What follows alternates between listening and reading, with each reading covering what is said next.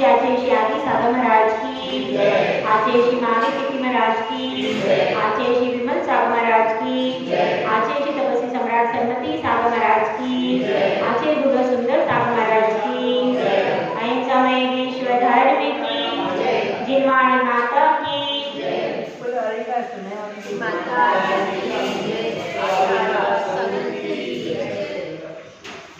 धर्म प्रेमी भव्य हमारे भोजन से और हमारे पंचेंद्रियों के विषयों को भोगने से बहुत सारे पाप का सृजन हो जाता है। उस पाप को छोड़ने का उपदेश दिया गया, क्योंकि भोजन का सर्वथा त्याग नहीं कर सकते, वस्त्र आदि वस्तुओं का सर्वथा तो त्याग नहीं कर सकते।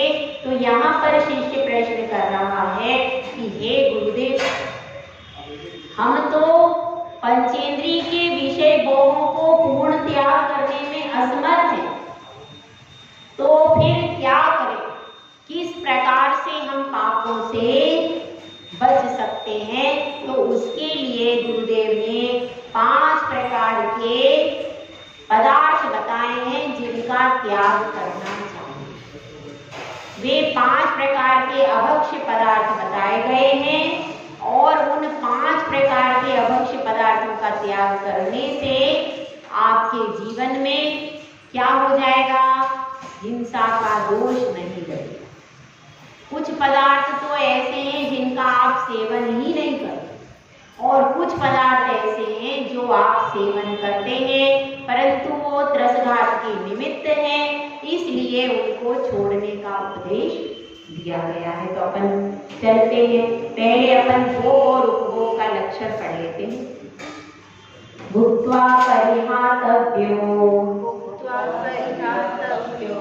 भोगो भुक्त्वा पुनश्च भोक्तव्यः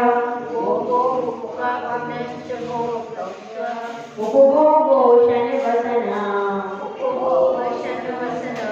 प्रभृति पांचेन्द्रियो विषयः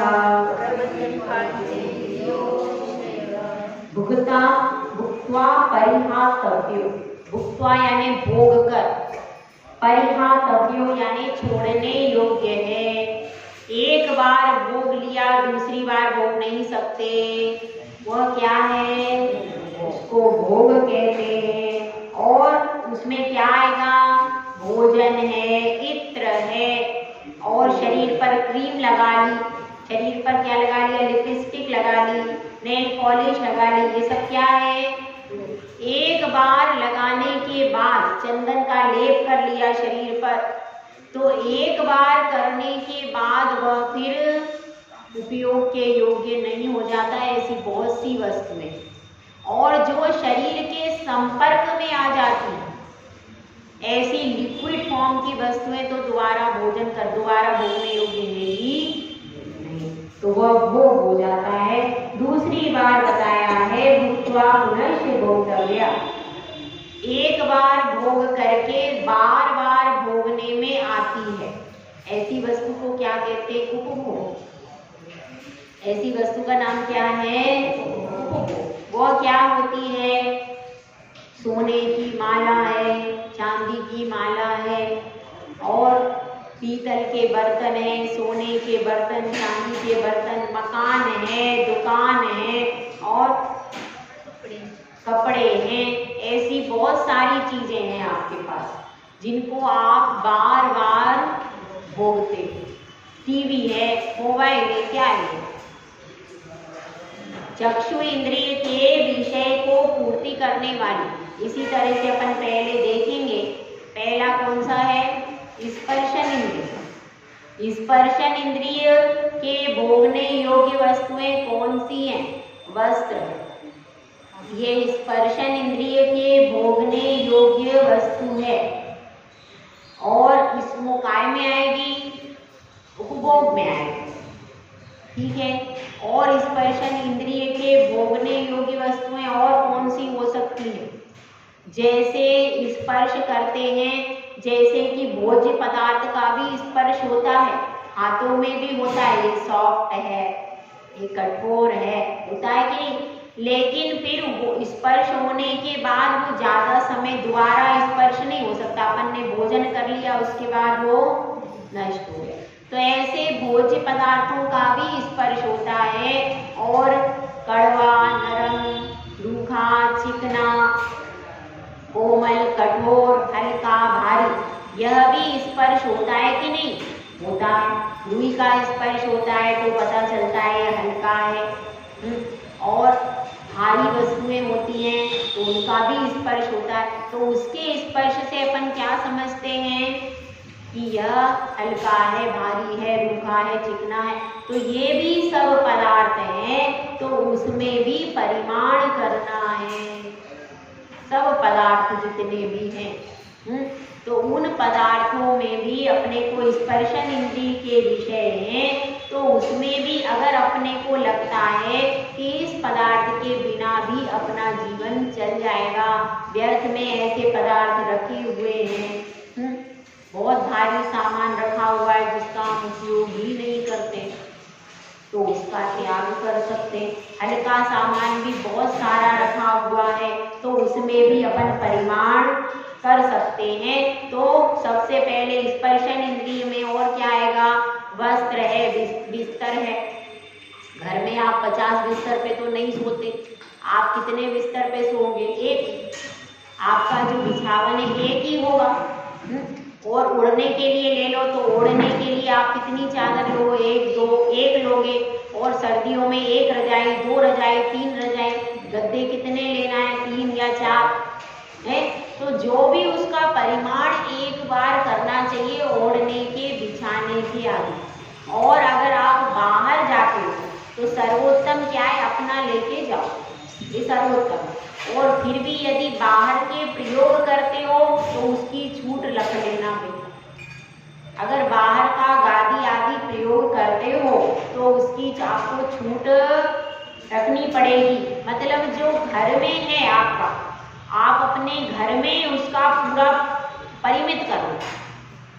और बाहर के कितने प्रयोग करना है ये भी आप निश्चित करो, कितने करना है।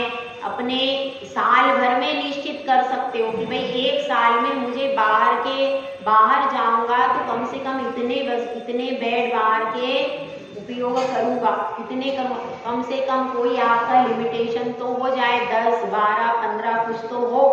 बाहर का भी 20, 25 जो भी रखना, तो वो भी एक बार आप परिमित कर लो साल भर का कम से कम। और घर का तो आप जानते हो आपके पास क्या क्या है, कितना आप उपयोग करते हो, सब आपको पूरा पता है।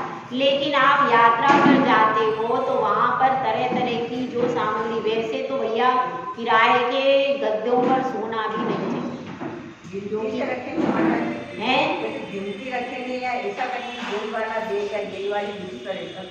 अपने घर में तो गिनती रखो।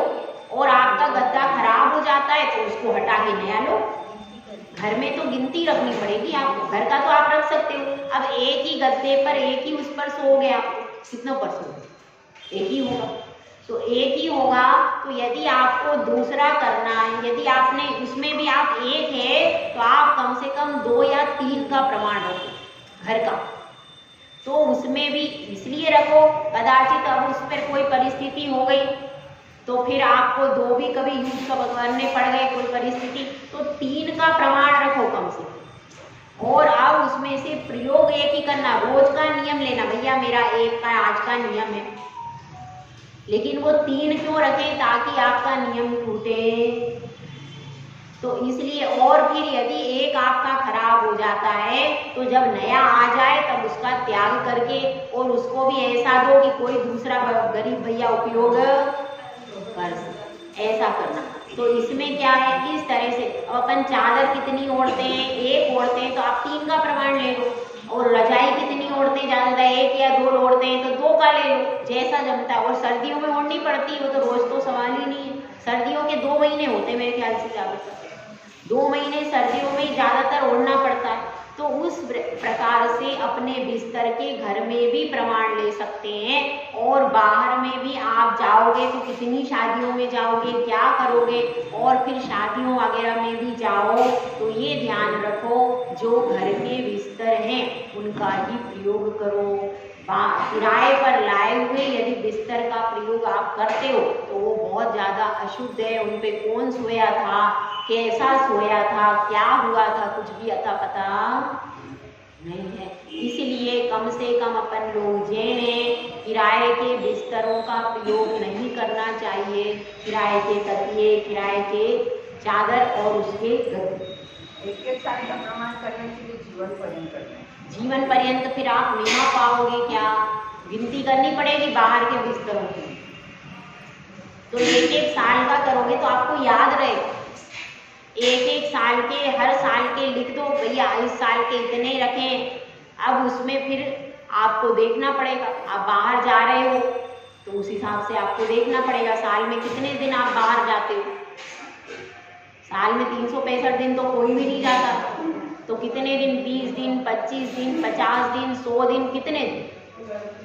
जितने दिन आपकी संभावना है उतने दिन रख लो। और अगर कदाचित आपके ज़्यादा दिन हो गए तो फिर अगले साल में से उसको कम कर, ऐसी परिस्थिति हो जाए। और अगर कम नहीं गए वो तो एडजस्ट तो करना पड़ेगा। ऐसा नियम रख लेना भैया इस साल के इतने रखे हैं और कदाचित किसी परिस्थिति में इस साल ज़्यादा बाहर जाना पड़ा तो हम अगले साल में इसको कवर कर लेंगे, ऐसा नियम कर लेना। नियम जब पहले लो तभी इस प्रकार की कंडीशन रख देना। ऐसा आप कर सकते हो, कम से कम प्रमाण तो बनेगा, नहीं तो बाहर का कोई प्रमाण ही नहीं है। और कम से कम बाहर का, और जहाँ आप घर वालों की शादी में जाओगे आपको, तो उन घर वालों को कह दो भैया हमारे लिए आप जो आप घर में प्रयोग करते हो वो ही देना, हम किराए का प्रयोग नहीं करेंगे। ऐसा आप कह भी सकते हो, अगर आप ये नियम लेते हो तो कह सकते हो, घर में भी व्यवस्था बन जाती है।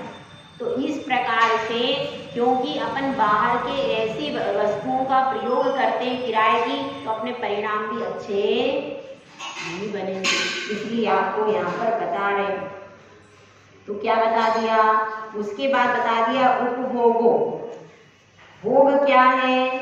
अशन, अशन यानी भोजन पानी। उसके बाद उपभोग क्या है?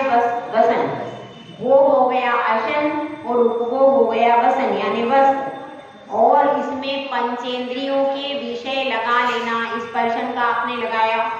अब रसना में तो समझ में सबको ही आता है, स्पर्शन रसना। घ्राण में क्या आएगा?